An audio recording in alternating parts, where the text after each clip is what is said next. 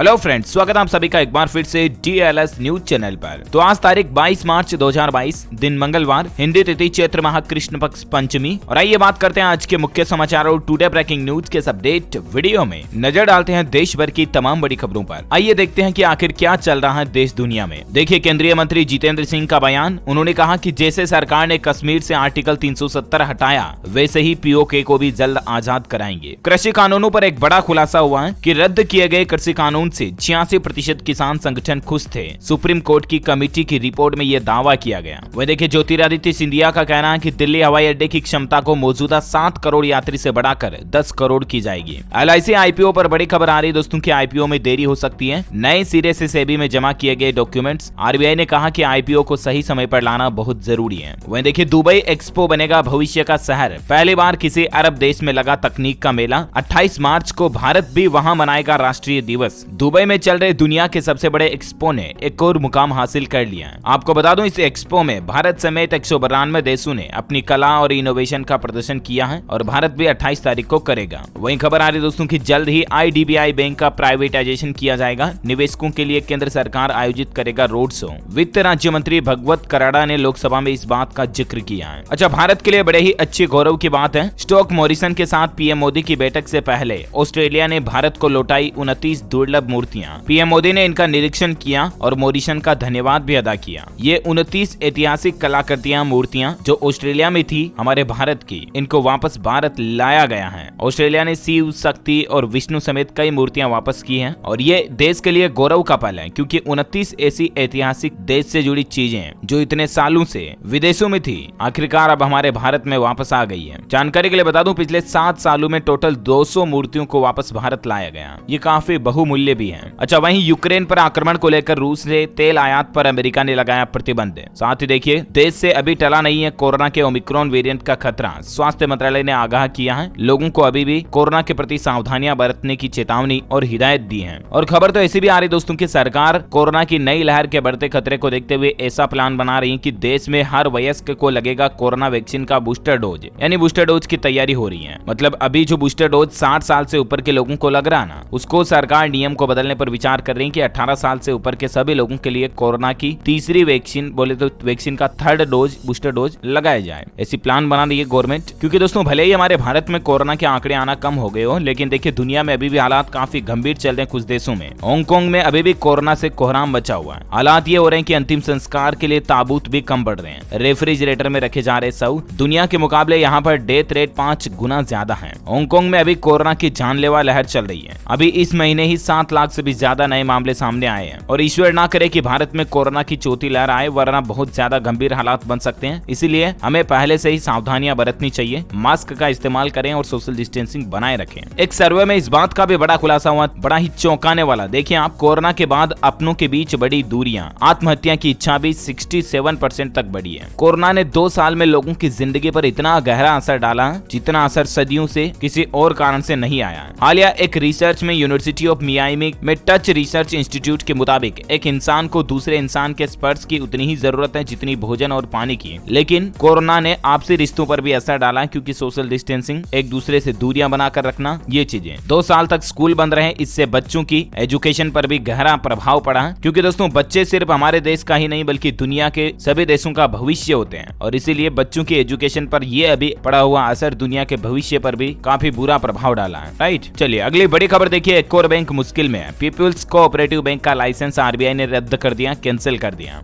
यानी ये बैंक अब बंद हो चुका है। रिजर्व बैंक का कहना है कि बैंक की फाइनेंशियल कंडीशन ठीक नहीं है और इसीलिए हालातों को देखते हुए जनहित के लिए ये फैसला लेना पड़ा। ये बैंक उत्तर प्रदेश में है, पीपुल्स कोऑपरेटिव बैंक लिमिटेड, जिसका लाइसेंस कल शाम को RBI ने रद्द कर दिया। अब इसमें जिन लोगों का खाता है, जिन लोगों के 5 लाख रुपए से कम जमा है, उनको सभी पैसे वापस मिल जाएंगे। कुछ 1% लोग ऐसे हैं जिनके 5 लाख या इससे ज्यादा इन बैंक के खाते में जमा है, तो उनको भी 5 लाख रुपए तक तो मिल जाएंगे। बाकी के पैसे बैंक की एसेट्स के अकॉर्डिंग आपको दिए जाएंगे, DICGC एक्ट के तहत, है ना। अच्छा, कल चीन में एक बड़ी गंभीर दुर्घटना हो गई दोस्तों। 132 यात्रियों को ले जा रहा पैसेंजर प्लेन क्रैश हो गया और उसके बाद चीन के राष्ट्रपति शी जिनपिंग ने आपातकालीन तंत्र सक्रिय करने का निर्देश दिया। इमरजेंसी सिस्टम एक्टिव हो चुका है चीन में। और दोस्तों खबर तो ये भी आ रही है कि इस विमान हादसे में सभी 132 पैसेंजर्स की मौत हो गई है। 563 किलोमीटर प्रति घंटे की रफ्तार से पहाड़ों से टकराकर ये विमान क्रैश हुआ। लैंडिंग से सिर्फ 43 मिनट पहले पहले इसका संपर्क भी टूट गया था। ये देखिए आप इसके लाइव फुटेज तस्वीरें भी आप देख सकते हैं। 2 मिनट में 30,000 फीट नीचे गिरा प्लेन। ये विमान 1:11 पर कुनमिंग चांगसुई एयरपोर्ट से रवाना हुआ और इसको पहुंचना था 3 बजे गुआंगझोउ एयरपोर्ट पर, लेकिन उससे थोड़ी देर पहले ये बीच में क्रैश हो गया। चीन की पहाड़ियों से टकराकर ये विमान गिर गया। ये कुछ तस्वीरें आप देख सकते हैं मलबे की। और दोस्तों ये दुनिया की सबसे बड़ी प्लेन क्रैश घटनाओं में से एक बन गई है। और चीन में हुई इस घटना के बाद हमारी भारत सरकार भी अलर्ट हो गई है। DGCA चौकन्ना हुआ। देखिए आप, बोइंग 737 के बेड़े पर निगरानी भी बढ़ा दी है, क्योंकि दोस्तों जो विमान क्रैश हुआ ना, वो बोइंग 737 विमान था। और हमारे भारत में भी उस तरह के काफी विमान है, और इसीलिए सरकार ने हमारे भारत में भी उस तरह के विमानों पर निगरानी, उनकी चेकिंग सिस्टम, सिक्योरिटी बढ़ा दी है। चलिए अगली बड़ी खबर देखिए। राष्ट्रपति भवन में पद्म पुरस्कार समारोह आयोजित हुआ। CDS बिपिन रावत को मरणोपरांत मिला पद्म विभूषण। इसके अलावा भारतीय निर्देशक चंद्र प्रकाश द्विवेदी को सिनेमा में उनके काम के लिए राष्ट्रपति रामनाथ कोविंद की तरफ से पद्मश्री पुरस्कार भी दिया गया। कुछ और लोगों को भी पुरस्कार मिले। इसके कुछ अमेजिंग मोमेंट भी आप देख सकते हैं। 125 साल के योग गुरु स्वामी शिवानंद ने इस खास अंदाज में पद्मश्री लिया और PM मोदी भी इनके सामने नतमस्तक हुए। ये कुछ तस्वीरें और फुटेज भी आप देख सकते हैं। इनकी उम्र 126 साल चल रही है, 125 साल के हो चुके हैं ये, और अभी भी इनके चलने के और इनके झुकने के ढंग से देखिए कि इनकी शरीर की ऊर्जा कितनी स्वस्थ है और अभी भी कितने एक्टिव सक्रिय है। ये अमेजिंग, राइट। इसके अलावा कांग्रेस नेता गुलाम नबी आजाद समेत कई दिग्गजों को राष्ट्रपति रामनाथ कोविंद ने पद्मश्री पुरस्कारों से सम्मानित किया। कुल 54 हस्तियों को पद्मश्री से अवार्ड दिया गया। चलिए अगले बड़ी खबर देखिए दोस्तों। अगर इस तरह के गंदे वीडियो अगर आप फोन पर देखोगे तो आपके घर तक पहुंचेगी पुलिस। खास करके बच्चों से जुड़ा अश्लील कंटेंट देखने वालों पर अब नजर रहेगी। पहले तो पुलिस समझाएगी आपको, नहीं माने तो गिरफ्तारी भी करेगी। राजस्थान सरकार इस तरह का साइबर सिक्योरिटी सिस्टम शुरू करने जा रही है। राजस्थान में इंटरनेट पर इस तरह के अश्लील वीडियो, फोटो या कंटेंट देखने या अपलोड करने पर अब पुलिस एक्शन लेगी। दरअसल राजस्थान सरकार एक खास सॉफ्टवेयर साइबर डोम की मदद से निगरानी को बढ़ाने जा रही है। आपके मोबाइल के IP एड्रेस से पता चल जाएगा कि बार बार आप क्या सर्च कर रहे हैं, और इस तरह की चीजें सर्च करके देखने के बाद आपके घर तक पुलिस पहुंच सकती है। साइबर डोम सॉफ्टवेयर का इस्तेमाल करेगी, है ना। अच्छा, राजस्थान से एक और बड़ी खबर आ रही है कि इस शहर में 22 मार्च से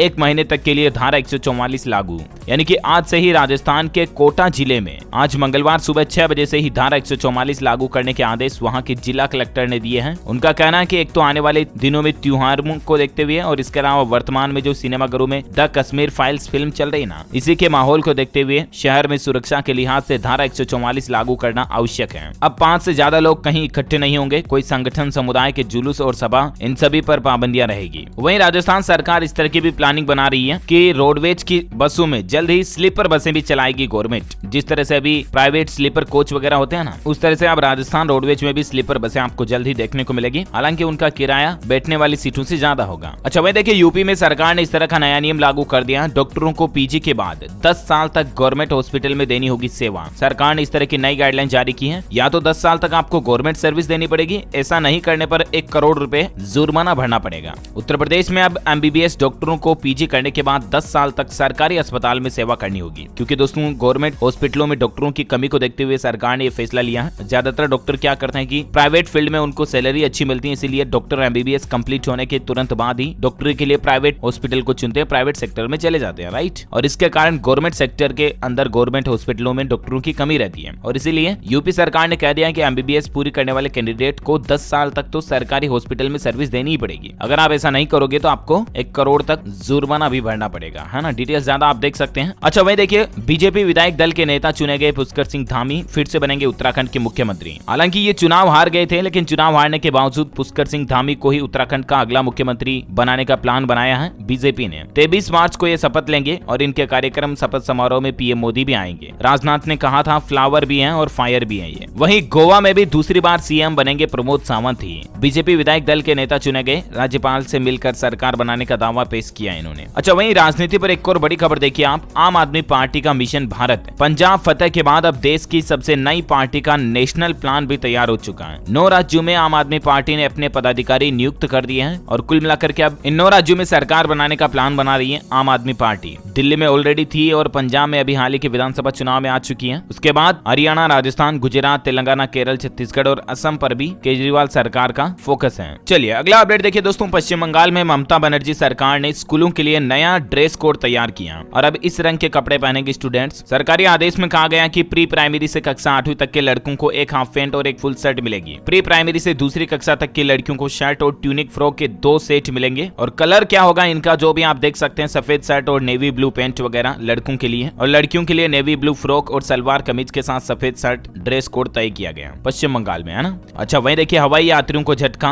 आगरा मुंबई फ्लाइट पर लगेगा ब्रेक, 25 मार्च को भरेगी आखिरी उड़ान, उसके बाद इस फ्लाइट को डिसकंटिन्यू कर दिया जाएगा। अच्छा हाईकोर्ट की तरफ से एक बड़ा फैसला सुनाया गया कि आपराधिक मामलों में उम्र के निर्धारण का आधार केवल 10वीं की मार्कशीट ही नहीं और भी दस्तावेज हैं। राजस्थान हाईकोर्ट ने अपने एक फैसले में यह क्लियरिफिकेशन जारी किया कि अगर कहीं कोई ऐसी आपराधिक मामलों में आयु संबंधित विवाद की स्थिति पैदा हो रही है ना, तो वहाँ केवल 10वीं की मार्कशीट अंतिम विकल्प नहीं होगी, बल्कि आपके दूसरे डॉक्यूमेंट्स में और आपकी डेट ऑफ बर्थ, जन्म तिथि क्या है वो भी मायने रखती है। इंडियन रेलवे का एक नया अपडेट देखिए आप। रेलवे का कहना है कि आय बढ़ाने के लिए आप हमें आइडिया दीजिए और आपको भी हम कमाई में हिस्सा देंगे। हमारी भारतीय रेलवे की तरफ से इस तरह का नया प्लान बनाया गया, यानी कि रेल प्रशासन को आपको वो आइडिया देना कि जिससे रेलवे और ज्यादा कमाई कर सके, और उस आइडिया को रेलवे इंप्लीमेंट करेगा और उससे होने वाली कमाई का 2% हिस्सा आपको भी मिलेगा। रेलवे ने इसके लिए नई नीति भी लागू की है, सभी मंडल को आय अर्जित करने का लक्ष्य भी निर्धारित किया है ना। तो अगर आपके भी पास ऐसा कोई आइडिया है जिससे कि यात्री किराया बढ़ाए बिना रेलवे और अपनी कमाई कैसे बढ़ा सकता है, ऐसा नहीं कि आप आइडिया दे दो कि किराया बढ़ा दो कमाई बढ़ जाएगी, ये आइडिया तो उनके पास ऑलरेडी है।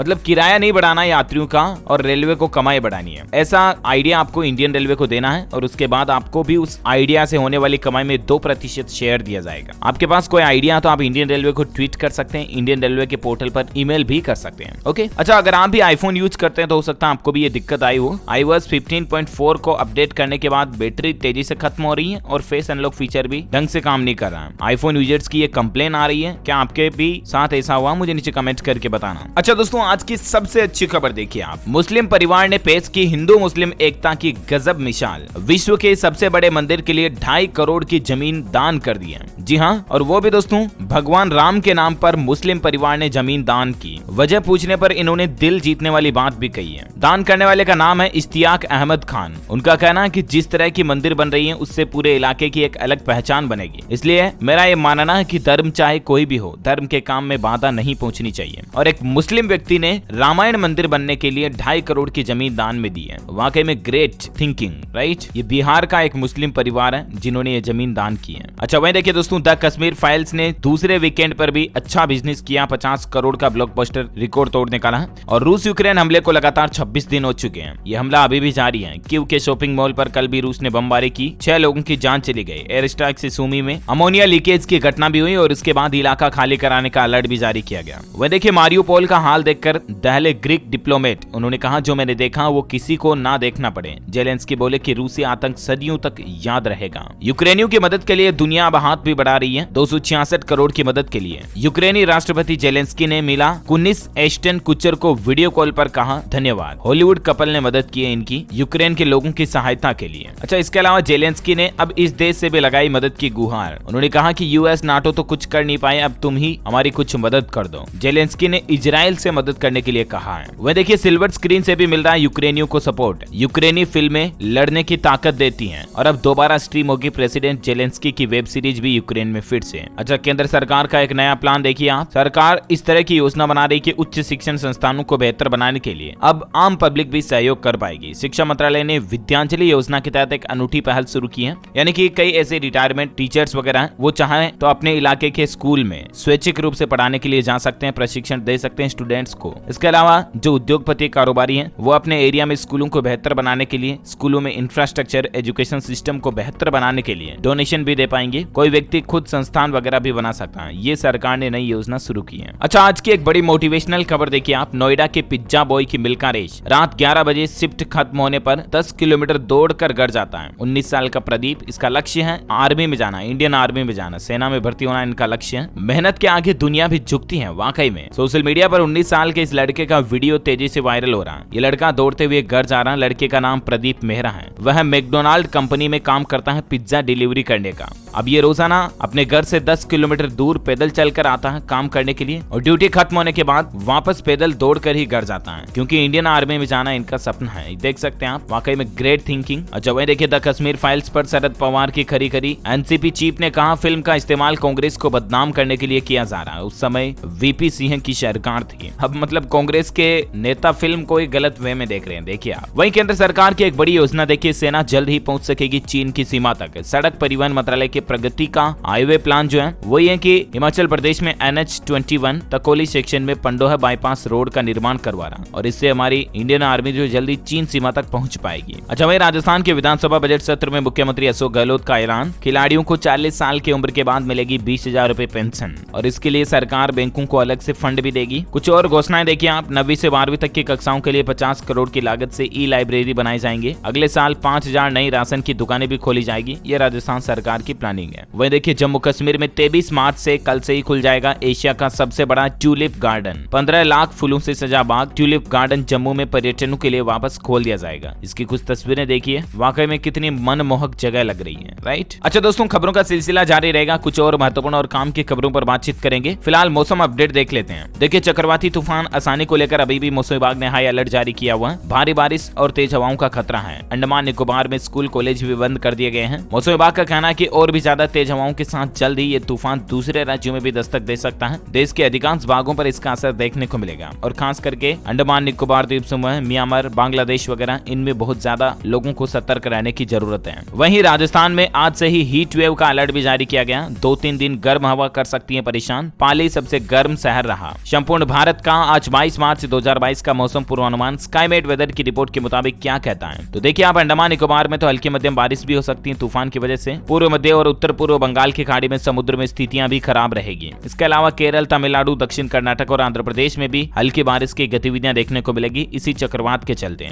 महाराष्ट्र, मध्य प्रदेश और छत्तीसगढ़ के कुछ हिस्सों में भी हल्की बारिश आएगी। बाकी अगले 24 घंटों के लिए राजस्थान और पश्चिमी मध्य प्रदेश में कुछ स्थानों पर लू चलने की संभावना है। अच्छा, वहीं सराफा बाजार में सोना चांदी का अपडेट देखिए आप। सोना महंगा हुआ, चांदी की भी कीमत बढ़ी है। सोने के दाम 26 रुपए प्रति 10 ग्राम की तेजी के साथ 51,400 रुपए प्रति 10 ग्राम चल रहे हैं। और वहीं चांदी की बात करें तो चांदी में 173 रुपए की तेजी के बाद अभी चांदी का रेट 67,956 रुपए प्रति किलोग्राम चल रहा है। ओके, कुछ एजुकेशनल खबरें देखिए आप। मध्य प्रदेश बोर्ड 10वीं और 12वीं का रिजल्ट 20 अप्रैल को जारी होने की संभावना। परीक्षा में पूछे गलत सवालों के मिलेंगे बोनस अंक। अच्छा, वहीं सीबीएसई ने छात्रों को टर्म 1 रिजल्ट के रिवैल्यूएशन की सुविधा दी है। 31 मार्च 2022 तक आप ऑब्जेक्शन दर्ज करा सकते हैं। वहीं बिहार बोर्ड से अपडेट आना है कि 2021 और 2022 के टॉप 10 छात्रों को 23 मार्च को मिलेगा सम्मान। डीओ ऑफिस में आप भी अपने डॉक्यूमेंट्स जमा करा सकते हैं। अच्छा, साथ ही देखिए हरियाणा में राष्ट्रीय महिला कबड्डी प्रतियोगिता में गोल्ड मेडल जीतने वाली हिमाचल टीम को एसडीएम ने किया सम्मानित। हरियाणा में राष्ट्रीय महिला कबड्डी प्रतियोगिता में गोल्ड मेडल जीतने वाले को सम्मानित किया गया। बिहार में 24 मार्च को 5 ट्रेनें रद्द रहेगी। जयनगर पटना इंटरसिटी एक्सप्रेस भी नहीं चलेगी। पूरी लिस्ट आप देख सकते हैं। वहीं झारखंड राज्य में अमृत 2.0 में सरकार की सभी जलापूर्ति योजनाओं को मिली स्वीकृति। राज्य के 16 नगर निकायों को होगा फायदा और अब झारखंड में सरकार हर घर नल जल योजना को बढ़ाने जा रही है। वहीं यूपी के स्कूलों में 26 मार्च से होगा कोविड वैक्सीनेशन। 12 से 14 साल के बच्चों को भी टीका लग जाएगा। कोरोना के खिलाफ लड़ाई में उत्तर प्रदेश में अब स्कूलों में भी टीकाकरण शुरू किया जा रहा। अभिभावकों से भी बच्चों के वैक्सीनेशन के लिए अपील की जा रही है। वहीं इंडियन रेलवे से एक और अपडेट आ रहा। रेल यात्री ध्यान दें,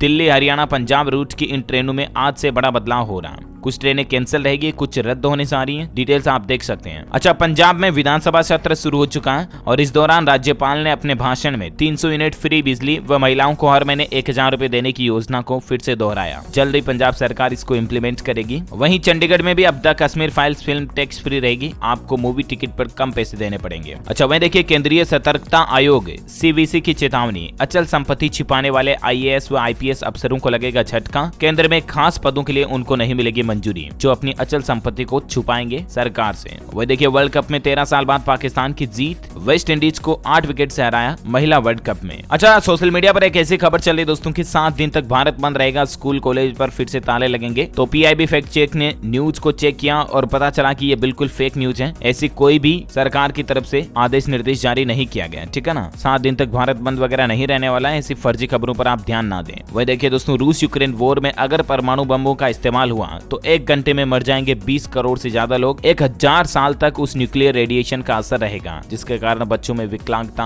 और ऐसी समस्याएं सामने आती हैं। अच्छा, कर्नाटक में हिजाब विवाद के बीच जिन छात्राओं ने परीक्षा नहीं दी है उनके लिए दोबारा नहीं होगा इम्तिहान। कई कॉलेज प्रशासनों की तरफ से ये फैसला लिया गया। वहीं RSS ने 2025 तक हर गांव में शाखा लगाने का लक्ष्य रखा। मनाया जाएगा संघ का शताब्दी वर्ष। अच्छा, बिहार पटना में आज से शुरू हुआ 9वां बिहार एंटरप्रेन्योरशिप समिट। देश भर के स्टार्टअप शामिल हुए। आप भी कोई स्टार्टअप स्टार्टअप आइडिया को लेकर यहाँ पर जा सकते हैं। फ्री फायर जैसे गेम्स को मध्य प्रदेश सरकार अब पाबंदी नहीं लगाएगी। एमपी गवर्नमेंट का कहना है कि ऐसे गेम्स बच्चों की स्किल भी बढ़ाते हैं, इसीलिए लिमिट में खेलें इन गेम्स को, वरना ज्यादा एडिक्शन गलत है। वैज्ञानिकों की चेतावनी, दुनिया को तबाह करने के लिए काफी है जंगलों में लगने वाली आग। वैज्ञानिकों के एक नई शोध में पता चला कि जो जैसे अमेज़न के जंगलों में या और भी कई दूसरे जंगलों में जो भयंकर आगे लगी हुई है, उन पर साइंस का कहना है कि ये दुनिया को भी खत्म कर सकती है, इतना पोल्यूशन वगैरह होता है। वहीं देखिए, कोरोना से अनाथ हुए छात्रों को केंद्रीय विद्यालय में मिलेगा फ्री में एडमिशन, तमिलनाडु सरकार ने लिया बड़ा फैसला। साथ ही देखिए, डोडला डेयरी करेगी कृष्णा मिल्क का अधिग्रहण, 50 करोड़ रुपए में हुई डील। अच्छा, अब आप भारतीय स्टेट बैंक में भी टैक्स सेविंग एफडी खोल सकते हैं। एसबीआई ने ऑनलाइन ही इस एफडी को खोलने की सुविधा दे दी है। इस एफडी पर अभी ब्याज मिल रहा है आपको 10 साल की अवधि पर 5.10 से 5.40 तक का इंटरेस्ट मिल रहा है। ज्यादा डिटेल्स आप इसके बारे में देख सकते हैं। ओके दोस्तों, तो इस कड़ी में आज दिन भर की तमाम बड़ी खबरें, मुख्य समाचार, टुडे ब्रेकिंग न्यूज का अपडेट वीडियो यहीं फिनिश होता है। और हाँ, आप मुझे कमेंट करके बताइए कि जम्मू कश्मीर में कश्मीरी पंडितों के साथ अत्याचार कौन से साल हुआ, वो कौन सा ईयर था, कमेंट करके बताइए। जो लोग इस सवाल का सही जवाब इस वीडियो के नीचे कमेंट में देंगे ना, वो रैंडमली सेलेक्ट होने पर आप हमारी DLS न्यूज टीम की तरफ से जीत सकते हैं एक शानदार सरप्राइज गिफ्ट, जिसमें आपको mobile, computer, laptop, tablet, PC, gadgets वगैरह कुछ भी जीतने का मौका मिलेगा। इसके साथ ही अगर आपको वीडियो अच्छा लगा तो इसे लाइक करना और शेयर भी करना अपने दोस्तों के साथ फेसबुक और व्हाट्सएप पर। और हाँ, आप हमारे चैनल DLS न्यूज को सब्सक्राइब करके बेल आइकॉन भी जरूर दबा देना, ताकि आपको रोजाना के ताजा अपडेट्स और काम की खबरें तुरंत आपके मोबाइल पर मिलती रहेगी। Thank you, take care, goodbye, जय हिंद, जय भारत, वंदे मातरम।